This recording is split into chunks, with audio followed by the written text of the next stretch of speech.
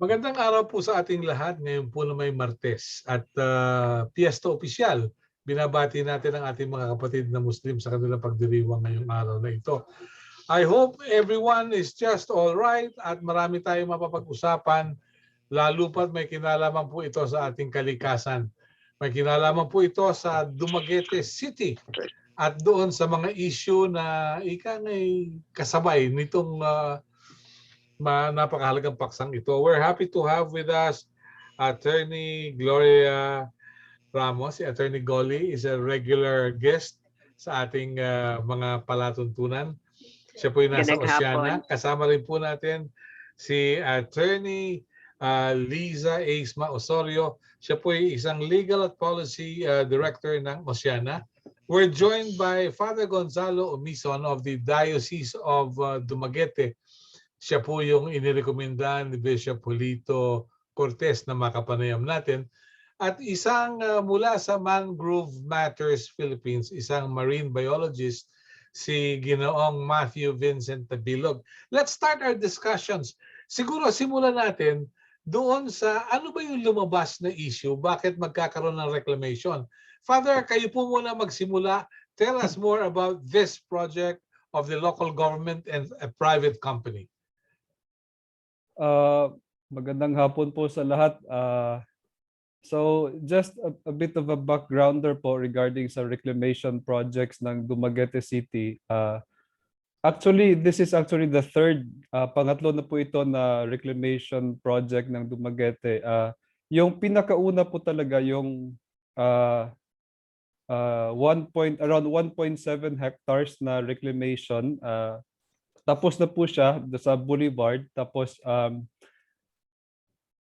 before the pandemic began, may mga kasi ginawa po itong recreational center, no? So may mga ginawang mga beach volleyball tournaments before. Tapos just recently po itong first pinakaunang reclamation project ng city, dito itinayo yung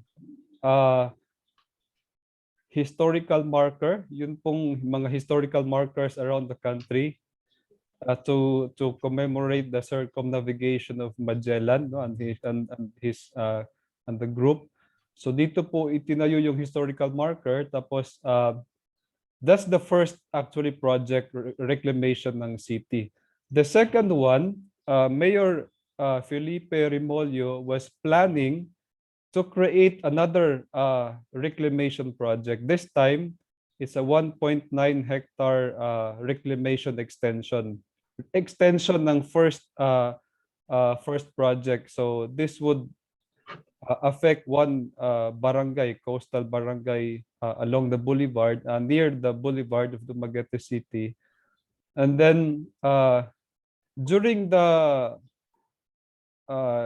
planning or the kanang yung ano po yung parang preparation for this project, the Diocese of Dumaguete, led by our Bishop Julito Cortez, they decided to organize a forum about the reclamation extension, because we realized that this 1.9 hectare reclamation project would really affect not only the fisher folks, no, in the area, but also the marine life, no, because marami po talagang yung diversity ng marine life along the boulevard.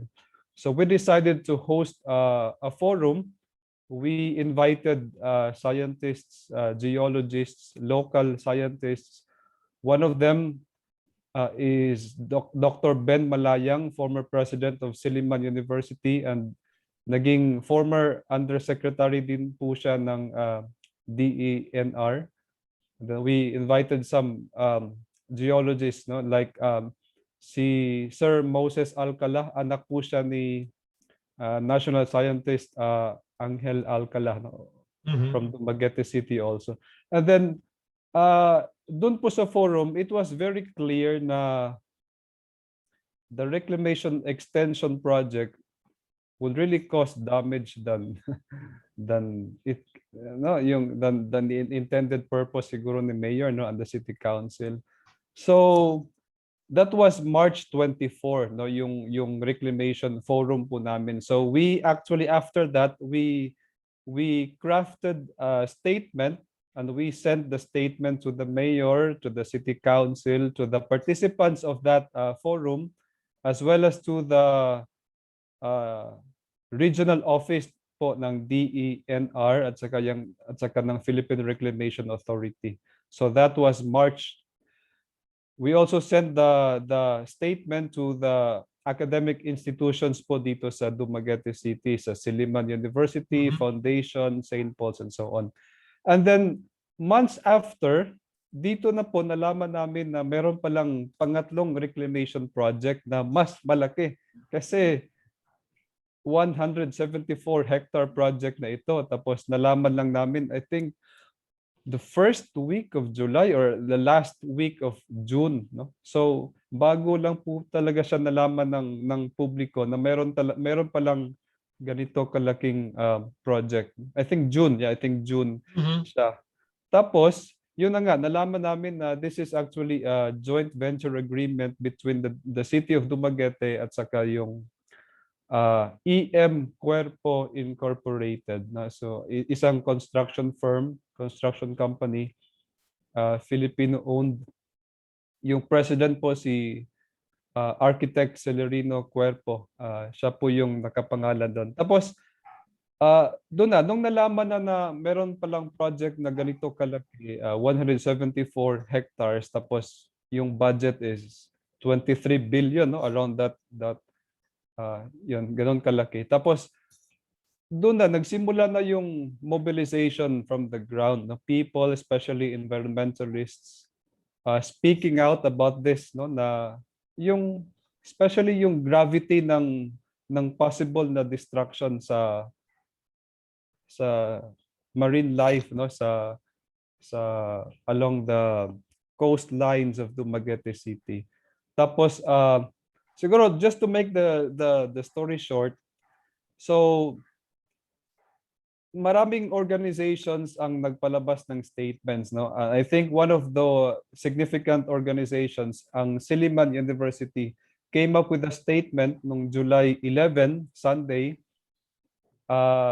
The president herself, si Dr. Betty McCann. Tapos it was also a collaborative effort actually, because Dr. Ben Malayang also participated and gave his signature, no, regarding the statement. Dr. Angel Alcala also was part of the one who drafted the statement. No, sila yung grupo na nag-release ng statement.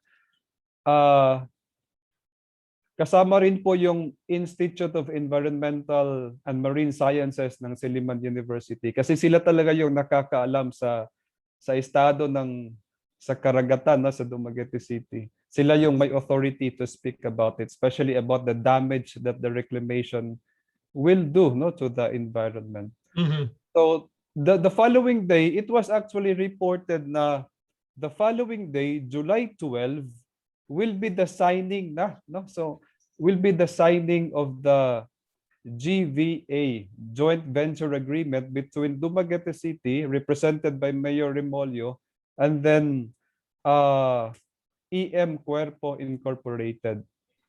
Mhm.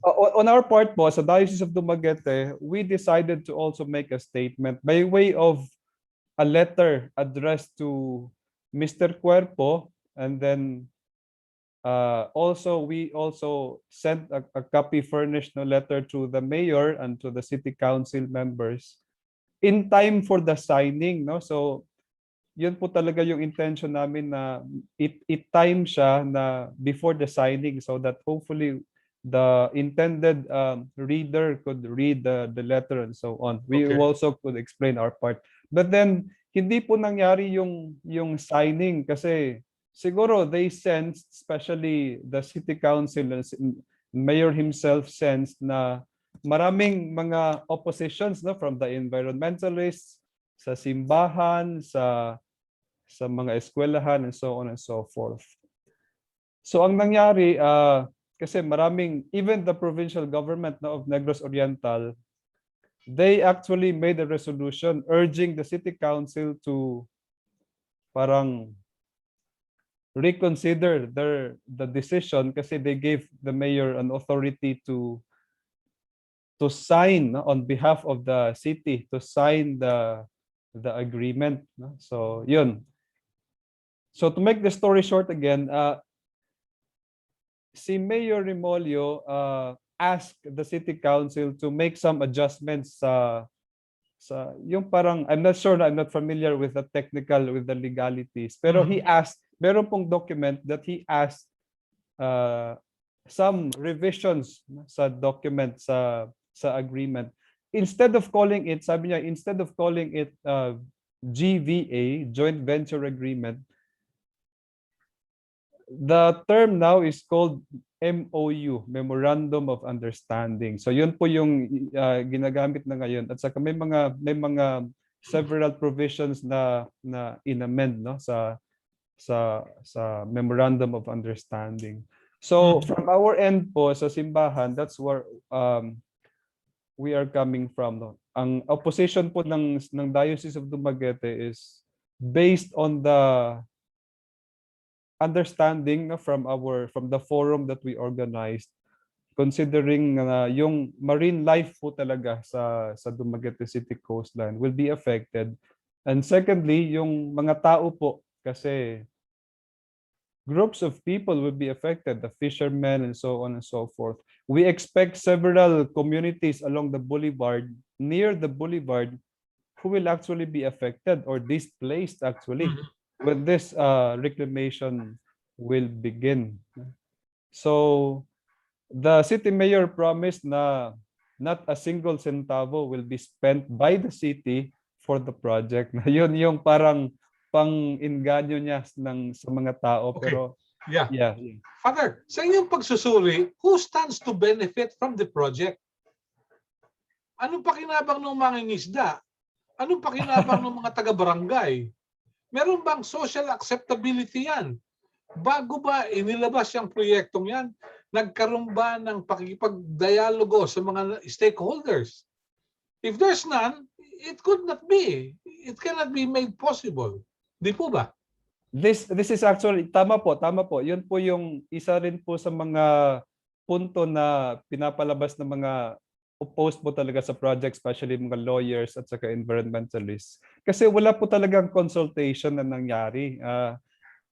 This is from our end sa simbahan, ito po yung pinopropose namin na magkaroon ng consultation. Yung mga basic technical legal na mga parang requirements, no? For example, yung mga assessment, no, environmental impact assessment, precisely, environmental compliance certificate sa DENR, at saka yung consultation talaga sa mga tao, kasi yung mga stakeholders sa community, mahalaga yung boses ng mga tao, no, in terms of si Mayor po, batay sa mga panayam, nagbigay din po kasi siya ng press conference about this, no. Even the city council admitted na walang consultation, no, before this parang before the release of yung plan talaga. They intended to consult the people after na daw ma-gather yung mga required documents. No, so that's very late na. No, that's very late. They should have consulted the people, no? I'd like to believe that yung symbol ng approach ng local government is that of a railroad. Yes. Railroad na lahat, no? Okay. Thank you, Father, for giving us the background there. Pero let's hear from lawyers here, from Attorney Golly and Attorney Liza, bago tayo magtungo kay Matthew. How do you look at the approach made by the local government unit? You know, I've been spending a lot of time in Dumaguete, mag-jogging sa boulevard. I really like the way. Nakakarating ako doon sa may pier, patungo roon sa may Dumaguete Press Club. Nakakailang balik ako diyan bago ako mag-almusal sa Bethel. Kaya I know the place, no? Doon ako diyan ako sa Dumaguete, nakakakita ng lalaking tumatakbo na hindi aso yung kasunod. Kambing ang kanyang kasunod. Nalaman ko yung pala yes. pero na taga Dumaguete. Attorneys Golly and Liza, how do you look at the conditions sa Dumaguete with all these issues mentioned by Father Gonzalo Omison? Grabe, parang walang ano walang 1987 Constitution.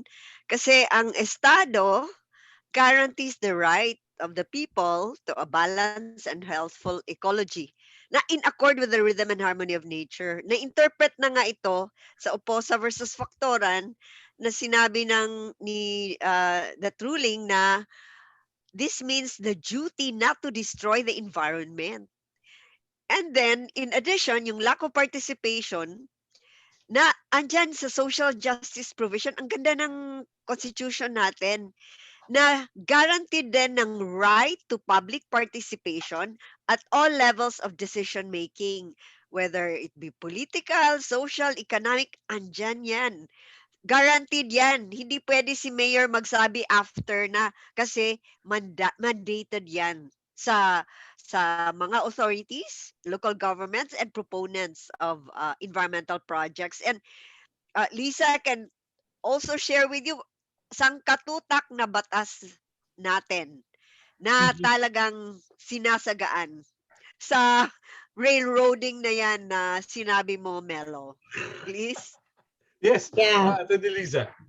So in addition to that, yun nga, na-mention kanina yung walang pagkakaroon ng consultation, no? Even at the start of the process. I understand when reading yung mga different posts and stories about Dumaguete, they also have this PPP na parang ordinance or guidelines na kailangan kasama yung lahat ng tao with the public-private partnership ng mga endeavors ng city sa all levels of decision making din.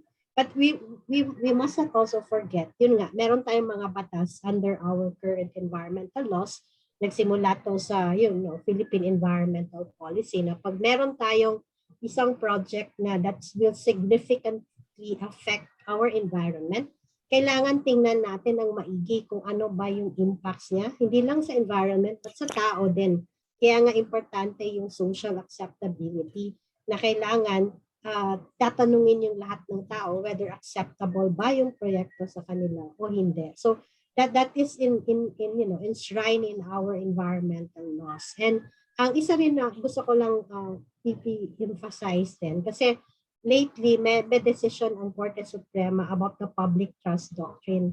Sabi ng Korte Suprema, lahat ng natural resources, ang state ay trustee ng ating ng mga tao when it comes to our natural resources. So kailangan pangalagaan nila and they take this seriously as a duty to protect our natural resources. So the acts of marami pang mga infirmities na nakita na uncovered with what they say the MOU or the JVA, maraming infirmities doon nakita, legal infirmities din. And also their application for reclamation with the PRA kasi hindi directly pwede yung local government code ang karapatan doon, di ba? So maraming mga legal loopholes or gaps talaga yan na nangyari na it's really kung as an environmental litigator, ang sarap talagang i-litigate ang kasong ito kasi marami ka talagang basis for calling out the local government. Attorney Lisa, I'm just as interested as anybody else. Would you be in a position to find out if there were resolutions passed by the City Council supporting the program? Makikita kasi natin doon kung ano yung takbo sa LGU. Hindi uubra yung pag sinabi lang ni Mayor, yun na yun. There's got to be a backup by the City Council. So, napag-usapan kaya ito sa konseho? Sino kaya yung mga nag-oppose? Sino kaya yung nag-sponsor? We can get all the details possible and find out saan nandun ang problema, di ba? Yes po. So meron po mga records of the public hearings, kumbaga, yung where they got the resolution. Obviously, the council, which is ruled by majority is on the side of the mayor. So they got the approval. I mean, correct me if I'm wrong, Father Gonzalo or Matthew, na nandun mismo. Pero it was reported na it was supported. May resolution allowing the mayor to sign and to enter into that agreement. with AM Cuerpo nga. So, meaning to say, meron siyang authority, di ba? Given by, hindi nga siya alone, hindi siya mismo lang ang nag-decide. Meron siyang May backup, kumbaga. backup. May backup. Pero may record ba na kinausap yung barangay residents? Yung mga apektado? Parang wala. Obviously, hindi ito nakita sa record na kinausap yung mga barangay residents. Walang record doon. As you know, parang it was just a record of what occurred during the council session. So, walang, in terms of kung bumaba ba sila, meron ba silang record of consultations, wala, it was not made public. But we can ask, pwede tayo mag-FOI kung meron ba talaga or wala, diba? And they can deny or they can say that there are records. So, pero pagkaalam natin from based on the accounts of the residents, wala talagang nangyaring consultation at the bar. Okay. Okay, very well. Father, what do you know? Doon sa barangay, alam ko naman, aktibo yung basic Christian communities sa inyong diocese. What have you heard from the Kristiyano Katilingban? As far as I know po, yung mga communities surrounding within Dumaguete City, wala po akong narinig na statements na yung in terms of consultations, no? Wala po talaga. I think the process parang just focused on yung sa city council proceedings, no? Doon lang talaga yung parang consultation na the city council actually recently nung July 14 lang po, last week, Wednesday, they gave the mayor the parang no objection, no? They gave the mayor authority. Once again, they parang authority to sign the agreement. So from the end of the communities, wala po talagang narinig na mga istorya, mga kwento na nakonsulta sila. That's why even the parishes, no, the communities within Dumaguete City are actually expressing their voices, no, they're stating their arguments na first of all sana nakonsulta man lang yung mga tao regarding this program. Okay. Yeah. Maganda itong napapag-usapan natin. Yes, Attorney Golly, bago tayo magtungo kay Matthew. Yes. Yes, alam mo yung resolution of no objection, ang ganda niyan, i-hold accountable yung nag-pass niyan kasi devolved service ang environmental protection, meaning they should take every step to ensure that any project does not harm the environment. So yung pag-shortcut nila, that doesn't give them any authority. In fact, that gives them, people have the opportunity to question that and hold them accountable. Matindi na yung impunity ng batas natin and affected din dito ang ating fisher folks. Nasa Constitution, highest law of the land, na they have the preferential access to the marine resources, to the fishing grounds. Meaning, yung mga reclamation na yan, dapat wala na yan under the 87 Constitution. So kung legal arguments lang, ang dami. Pero isa rin na noticeable dito, I heard Father say na nagpadala kayo ng letter sa DNR, PRA. DNR should articulate. Ano bang batas? Tahimik sila So, yung silence nila encourages na hindi man lang kinonsider yung mandato nila. It's a service to be delivered. Yung environmental protection, it's a devolved service. Huwag nila kalimutan yan, and they can be held liable for damages for anything which has affected livelihoods and ecosystems. So yan yung gusto kong i-emphasize. Yung tigilin na yung kalokohan na yung resolution of no objection. Isang tanong dito, they're duty bound to acknowledge receipt of letters, especially from the general public. No acknowledgement for 15 days would mean merong negligence on the part of the office. At yan ay violation ng civil service law, kung di ako nagkakamali. Ngayon, ang maganda nito, Father, nakatanggap ba kayo ng acknowledgement man lang sa inyong letters? Actually, we sent especially yung pinaka-recent po na letter kasi copy furnished po sa DENR at saka sa Reclamation Authority. We sent the letter last week lang po, last Wednesday. No? They Aha. acknowledged naman the letter via email kasi email lang po din Opo. pinadala. Aha. Good. At least na-acknowledge po nila yung Yeah, madali na tayo sa tracer dyan pag walang Yes. aksyon.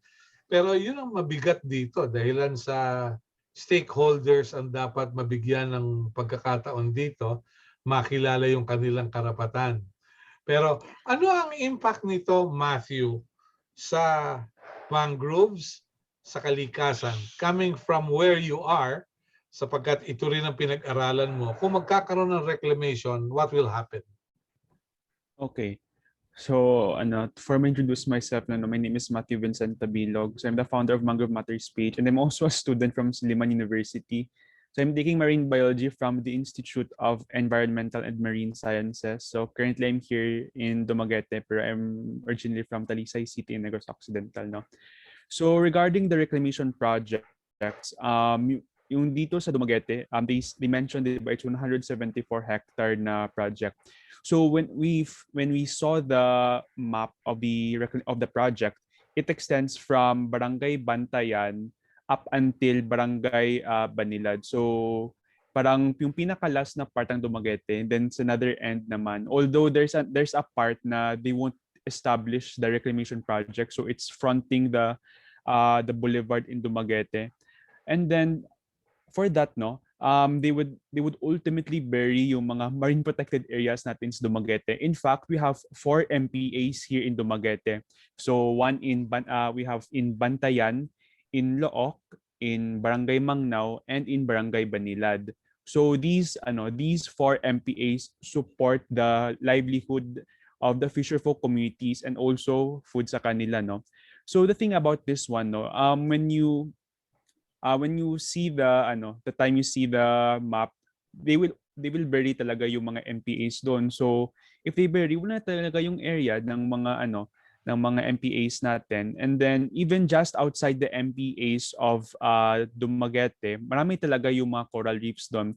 This is in contrary to the statement of Mayor during an interview with Karen Davila, yung sa ANC Head Start, na he mentioned na yung sa mga video footages, he said na yung mga videos doon galing daw sa Apo Island. So Apo Island is already in the municipality of Darwin. That's what he said.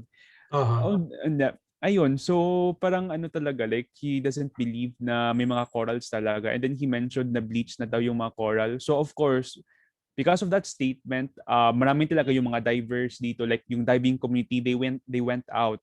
They went out to dive, of course, and also to take video footages, to take photos, to to show evidence na clearly the Dumaguete coast is alive. Like para yan yung hashtag right now. So hashtag Dumaguete coast is alive. Ayun. So just to bring narrative lang sa reclamation project na it will affect talaga yung mga marine yung coastal communities natin. And then yung sa Dumaguete, we have 3 coastal habitats. So we have the coral reefs, we have the seagrasses, and we have the mangrove forests.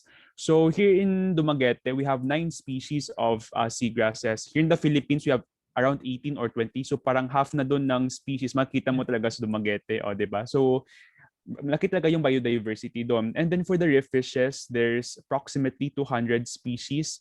For the corals, there's more than 150 species. And then yung mangrove forests dito, there's 20 species na makita mo. Diba yung sa original name na Manila, diba it came from a mangrove na nilad? Mm-hmm. Diba? You can also find that nilad here in Dumaguete City, surprisingly. So ayun, iba talaga yung ang epekto talaga ng coastal habitats natin if ever ma-establish yung reclamation projects natin. Hindi lang mawawala yung mga coastal ecosystems natin, but also it would affect yung mga livelihood ng mga fisher folks natin. Because I remember when I went to Barangay Tinago, so what Father Omison mentioned earlier, like there was an extension of the reclamation sa boulevard. So yung affected areas talaga yung sa gilid ng boulevard, yung Barangay Tinago. So I went to the communities just last time, it was during the petition signing eh. So there was a gathering to oppose talaga yung sa project. So when we went to the communities, I was able to interview one of the locals there. She mentioned na she stayed there for 45 years na sa barangay, and parang first time lang talaga like nag-flood sa area nila. Like parang nag-exacerbate talaga yung flooding sa area nila. Of course, because low-lying na yung area. And to add that one, no, kasi may bagong reclamation na. So, iba talaga yung effects ng reclamation projects. And then, yung sa fisher folks naman doon sa Barangay Tinago, one of the locals mentioned na they had to go way beyond the municipal waters just to catch fish. Kasi yung kasi yung isda doon, din like maliit na lang yung fish catch nila, unlike before na malaki talaga. So there was an effect talaga yung sa nila, sa pag-catch nila. And then yung ibang fisher folks doon, they were caught by the different yung different LGUs kasi they went outside the municipal waters of Dumaguete na, so ibang lugar na sila na pumupunta kasi because they had no choice but to of course catch fish para may pagkain sila and all. And then ayun, another thing also, since they are small-scale fisher folks, like they go beyond sa municipal waters, iba talaga yung hydrodynamic forces. Malakas talaga yung strong wave actions. So it's also a risk for them to catch their fish because malakas talaga yung alon dun sa area. So yun talaga yung mga effects ng mga reclamation projects natin. And to think that our coastal habitats mitigate the effects of climate change. They sequester atmospheric carbon. So yung coastal habitats natin, 'di ba, tawag natin doon ay carbon sinks. But if we destroy them, they will become carbon sources. So that's the thing. So that's why for example, yung mga mangroves, no, they store more carbon compared to terrestrial trees. The stored carbon from the soil will be released into the atmosphere, so forming as greenhouse gases and therefore contributing to climate change. Parang basic science lang, they get carbon, so C yung sa atmosphere, O2, so CO2, ay makombine na sila. So ayun, so that's why we need to protect and conserve our coastal habitats kasi not only they mitigate the effects of climate change, but they also protect our coastal communities from different hazards. Okay, napakaganda. Very comprehensive ng discussion natin dito sa atin, no? Sa issue ito. Pero would you have any idea kung anong gagawin pag natuloy yung reclamation? Anong gagawin? Will they build another PICC or a Westin Sofitel Plaza? Will they have another Mall of Asia? What did you hear? Ano yung intention nila? Ano yung balak? Father, without breaking the sanctity of the confessional. I've heard stories, no, na overwhelming stories about the possibility of kung ano yung ilalagay ng mga structures, do, kasi malawak siya, 174 hectares. Just siguro lang, parang backgrounder again. May mga articles kasi na lumabas na ang sabi, this is actually backed by a Chinese company, no? So they are actually speculating. People are speculating here na this might be another parang Chinese-owned island, no? If this will ever push through. Kasi I heard the story in the Island Cove in Kawit, Cavite. I'm sure familiar po kayo doon, no? Yung the Remolias there, as it were, like sold, no, the island. And then ngayon That's naging what I heard. That's what I heard. Oh. Ngayon po naging na siya, parang it's like a Chinese dominated island, no? May mga, I don't know, maybe pogos, yung pogo na yung at saka industriya ng pogo. Yung industriya ng pogo, at saka may mga speculations din na baka mayroong mga Chinese active, no, Chinese military forces that are actually residing there, no? So this is actually what we are afraid of in Dumaguete. Of course, the city, sabi nila, gagawin talaga yung tawag dito is smart city, no? A 5G ready island. This is actually separate talaga from the boulevard, no? From the coastline. Isla talaga siya. Tapos mayroon daw mga parks, hospitals, helipad, uh, markets, and so on, malls, hospitals, and so on and so forth. Yacht But club. this is very crucial kasi sabi nila may mga speculations na sabi kasi ni Mayor yung parang pang come in invitation niya to the people is that yung mga this will create jobs daw, opportunities for the people. But considering may mga speculations din na nagsasabi na considering that this will be backed by a Chinese company, just like what happened in Kawit Cavite, we expect the Chinese company to hire Chinese people, not the Chinese to work for this reclamation project.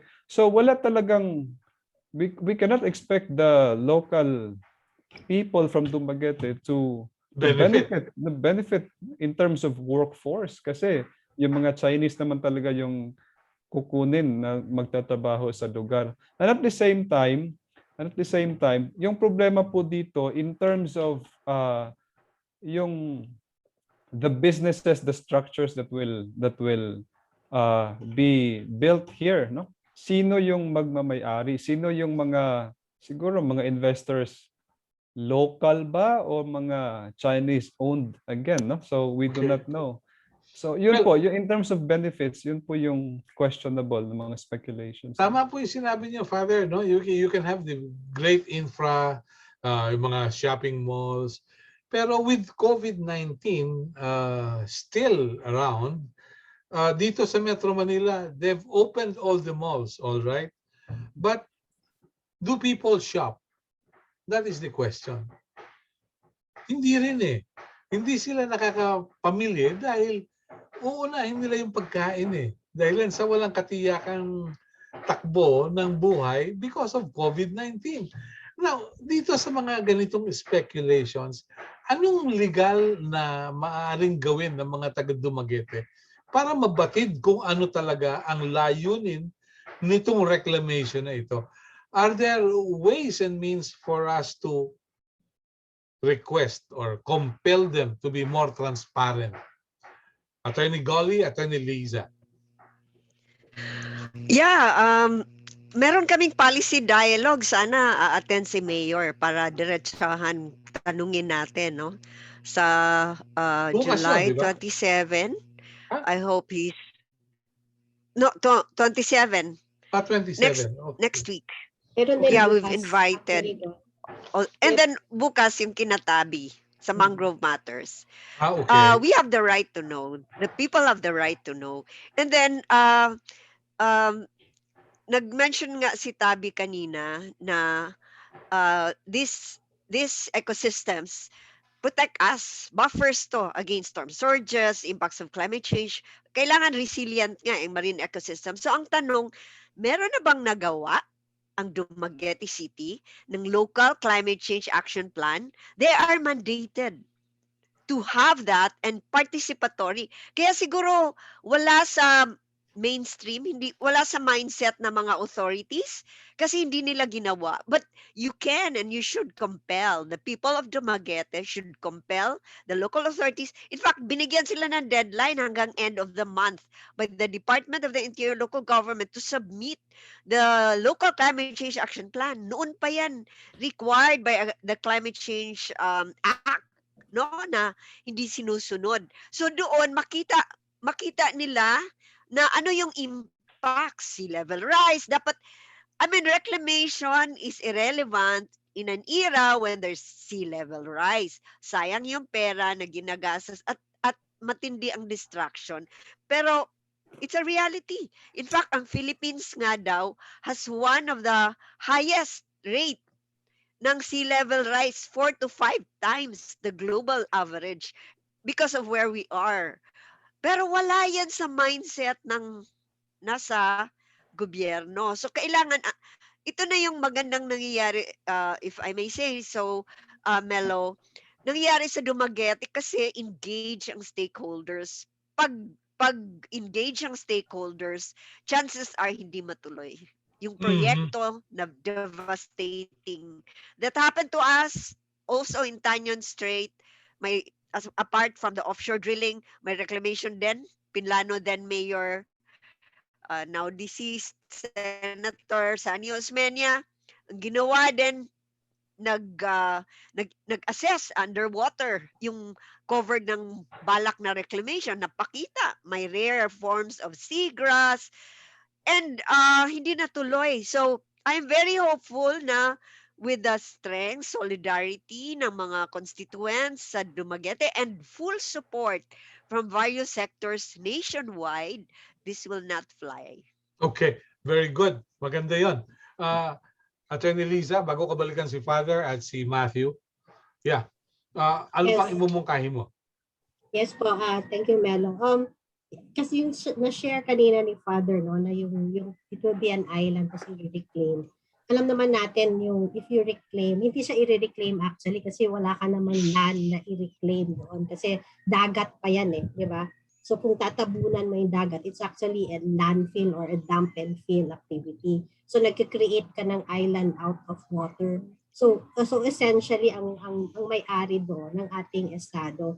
So, nag-wonder ako bakit yung mga agreements nga na nakikita ko so far is parang essentially ang magkaka-own, ang ownership ng area na to is would be the Chinese or the Chinese company na investing in 23 billion into this, or perhaps they're dummy. Sa tingin ko dummy lang talaga kasi si EM Puerto. So, in a way, it's essential to really look into the documents, the legal documents. So meron naman tayong Freedom of Information Act. So whatever documents that they have submitted, for instance, to PRA can share it with us. The DNR, if they applied for an environmental impact assessment already, or I heard meron na silang area clearance na na-issue, but I doubt it Kasi hindi pwede mag-issue ng area clearance na hindi ka pa nagsisimula nga ng environmental impact assessment. So maybe these are things that we can get documents that we can get hold of using the Freedom of Information Act, which is already in place for government agency. Di ba may executive order yung ating presidente at EO2 2016 na that mandates all government agencies to share all the necessary public documents and make it public, of course. So yun, that would ensure transparency really of the process aside from the consultations. It's really important that we have all the necessary information so that we can act appropriately. Kasi nakikita naman natin talaga na there are potential legal infirmities from the get-go. So, and the documents will show us that. So, thank you. Tinitingnan ko rin kasi kung pwede nyo malaman kung Class A bang construction firm ito, magkano yung capitalization. Dahil sa this is a 23 billion peso project. So, kakayahin kaya noong construction firm na tustusan yung project? I think that this is the first time that this construction firm is going to undertake this kind of massive reclamation project. If I'm not mistaken, they have ongoing projects like the Antipolo Event Center, Amang Rodriguez Memorial Medical Center. If this is the same Cuerpo construction you mentioned, they're also involved in the Bicol International Airport, Bicol Medical Center, BJMP, National Housing Authority, Philippine Orthopedic Center, Quirino Memorial Medical Center, San Lorenzo Hospital, and Viluna Medical Center. Pero there's no mention if this is indeed the same reclamation project. No? So I think that's what also we heard now. They have no experience or they have no track record on reclamation project. Yeah. Kaya isa pa, Melo, idagdag ko lang. Kasi when you are doing this massive dump and fill and landfill, you need materials and it comes from somewhere else. So where will they get it? Where will they get it? To cover baka mauwi na naman sa kontrobersya ng dolomite yan. To cover 174 hectares, di ba? Cover that with filling materials. Saan nila kukunin? Will it be through seabed quarrying, which is another disturbance at irreversible impact sa ating seabed, or will it be to flatten a mountain somewhere else, or of course baka favorite nila kukuha ng dolomite dito from Cebu. So yun. Okay. Father, I'm interested. The Diocese of Dumaguete is very much involved in this. You came up with a position paper, you came up with a letter addressed to government agencies. Are you getting the same support from other religious groups in Dumaguete? Aside from the Catholic Church, have you received support from the other denominations, if you may? In terms of support or statements from other denominations, ang alam ko lang po, well, Silliman University is a representative institution of the UCCP, yung mga Protestants. Yeah. So they are also very vocal, no, in terms of expressing their views. Aside from them, wala na po akong naririnig ng mga other denominations. Maybe there are some, no, na hindi masyadong napapakinggan sa community. Pero I hope, no, in the coming days they will also come out and speak, no, about their concern, kasi importante to, no, napakahalagang issue to tungkol sa Dumaguete City. Yeah, my belief is very simple, Father. Correct me if I'm wrong. If you believe in God, the creator of all things, then you should value God's creation. Yes. Because if you won't, then you're not a religion. You're an association. Di Yes. po ba?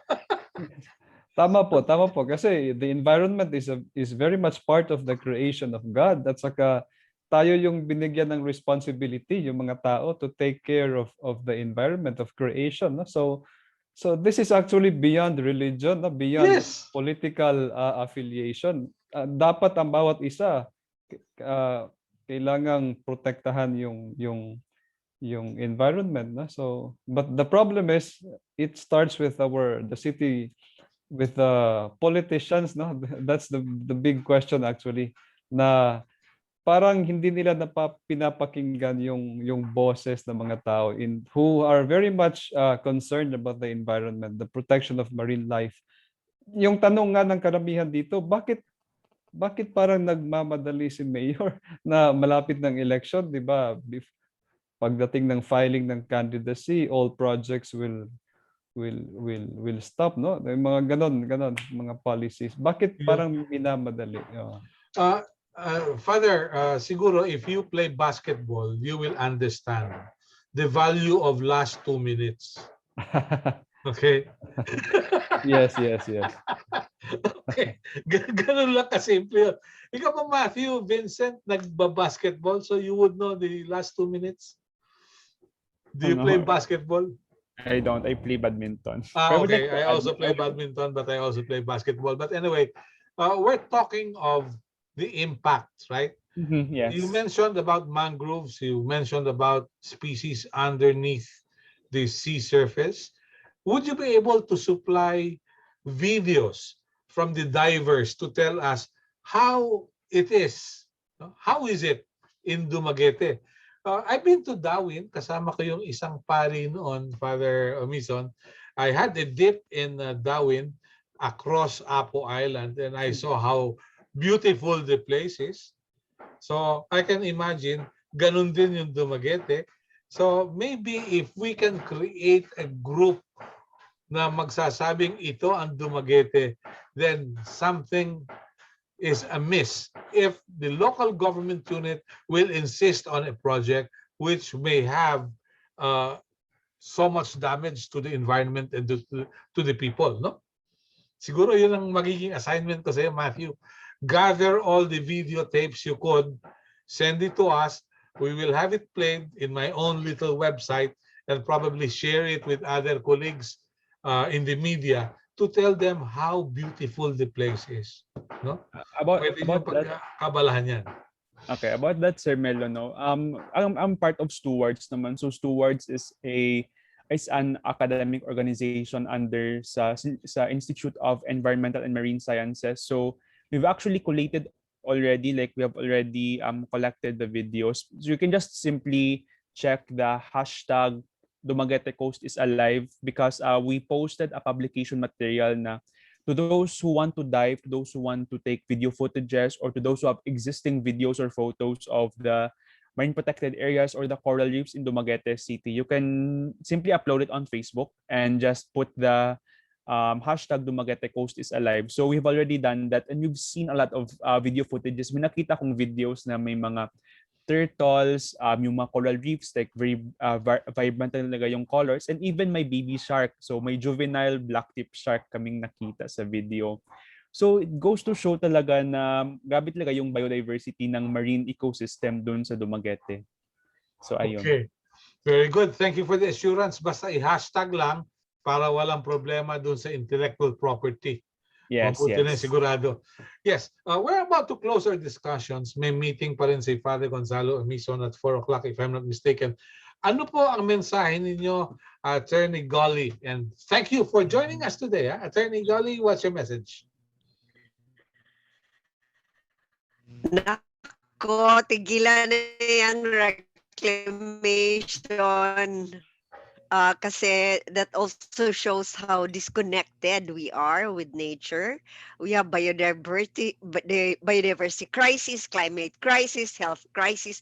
Unahin natin itong natural world natin, protektahan so that we are more resilient to the impacts of this crisis. So sana makinig legal remedies. Thank you very much, Melo, for inviting us. Thank you, Attorney Liza. Thank you, Melo, for inviting us. Personally, I grew up half of my childhood in Dumaguete. My mom's from Dumaguete. So I take this fight actually also personally. And I was part of those who also fought against the reclamation in PPA when I was still in Dumaguete. So this time it's another battle, a huge, a massive, monumental battle. But I think, we are on the side of the rule of law, and we are on the side of nature and the environment. So I think, and also we have the church here. So I think we need to consolidate, converge. Convergence is key, and integrate our efforts, so that this, at the end of the day, we all look out for the Dumaguete that we love. The Dumaguete that we are essentially tied to. So yes, so we will be here for the long haul. So just Oceana is always here, and will always make sure that there will be environmental rule of law. Thank you. Yeah, because definitely Dumaguete is more than suman and budbud, no? Yes. Mangga at iba pa. Mangga, suman, good for Yeah. breakfast. Yes. I do recall, yun yung welcome fare sa South Sea Hotel, if I'm not mistaken, when there was still South Sea Hotel. I've been Yes. to Dumaguete a number of times. I've gone to Bacolod by way of Dumaguete and the like. No, I've seen the place. I've gone as far as Valencia and Darwin, and of course, it's a wonderful place. Thank you for joining us. Yes, let's start again. Matthew, your message to the general public. What's your message? A message to the general public, let's listen to our local scientists who provide the data regarding the impacts of the reclamation project. Of course, like we have brilliant scientists here sa Dumaguete City, and let's listen to them naman.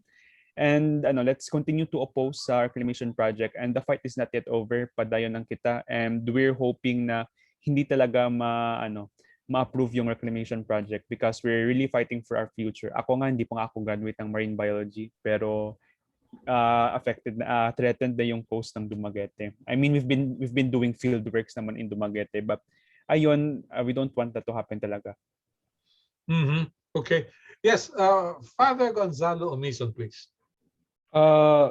Thank you, Sir Melo, for inviting me. And then siguro yung mensahe ko lang, especially sa mga leaders sa Dumaguete City, is to let's not abuse the environment, no? In terms of, let's not abuse our environment just so we can pursue our personal interests, no? So I think it would be better for us to, in terms of promoting development, to consider not just the people but also the environment, kasi we are just one created parang we are just a part of the creation of God, no? So we should value one another. And secondly po, maraming salamat sa mga honorable lawyers, Attorney Liza, Attorney Gloria, for teaching me a lot of things today. I'm hoping po na mag-collaborate din yung Oceana at saka yung Diocese of Dumaguete in terms of gathering data, Kasi this is of course, sabi ni Matthew, no, this is an environmental issue, but we also need to consider the technical, the legal implications, no, of this. So we have to collaborate, we have to align together in order to voice out our opposition against this reclamation project. So hopefully we could work together as an yeah, as a group, no, to oppose this project. So maraming salamat po, and God bless sa lahat. Thank you very much. We need God's blessings, really. This is what they say, what Charles Dickens mentioned. This is the best of times. This is the worst of times, from the Tale of Two Cities. But I'd like to end our interview today with a short quote. It goes this way: in this system, which tends to devour everything, which stands in the way of increased profits, whatever is fragile, like the environment, is defenseless before the interests of day-fade market, which become the only rule. The quote is from Pope Francis. Thank you very much. Let's value God's creation, because after all, we're all stewards of God's creation. Thank you. Ito ay ating ipamamana sa mga susunod na saling lahi. Kung tayo magpapabaya, larawan na lamang ang ating maiiwan sa mga susunod pang lahi. Thank you. God bless us all. Till next time. Thank you. Salamat Thank you, po. Nando. Thank you.